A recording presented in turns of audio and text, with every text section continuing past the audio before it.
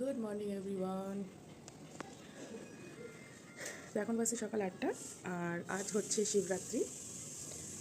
তো এখন মোটামুটি সকাল 7টার সময় উঠেছিলাম আর আজ উপোস থেকে আমি পুজোটা দেব, শিব পুজো। তো এই যে ঘর এখন পরিষ্কার করছি, ঝাড়টা দিয়ে নেবো প্রথমে ফার্স্ট, তারপরে এখানে কিছু বাসন টাসন আছে এগুলোকে ভালো করে ওয়াশ করে নেবো, ডিশ ওয়াশ। আজ হচ্ছে স্কুলের ছুটি আর এই যে আপাতত আমি একটু ঝাড়টা দিয়ে নিই।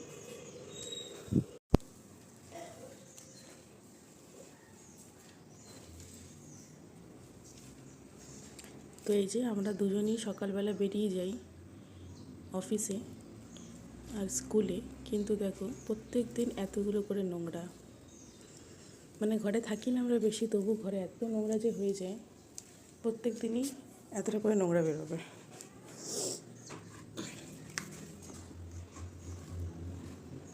এই যে আমি ভালো করে পরিষ্কার করে নিলাম।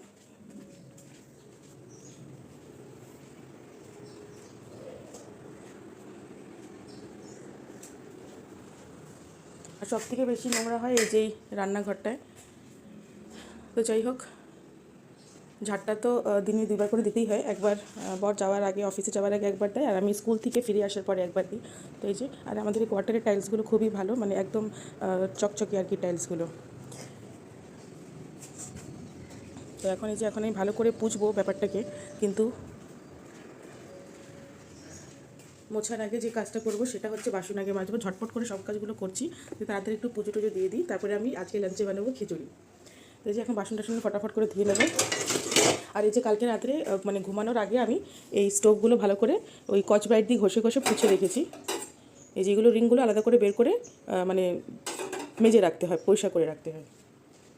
আর এর যে বাইরের যে এই স্ট্যান্ডগুলো আছে এগুলো আমি এখন পরিষ্কার করবো ভালো করে। তো জলদি সব কিছু করে নিচ্ছি, তারপর দেখাচ্ছি। তো এই যে সব বাসন টাসন আমি মেজে নিয়েছি, আর এই যে এই জায়গাটা ভালো করে পরিষ্কার করে নিয়েছি। আর এই যে লাকড়িটা আছে এটার মধ্যে ডাব কাটা হয় আর কি, এটার মধ্যে ডাব।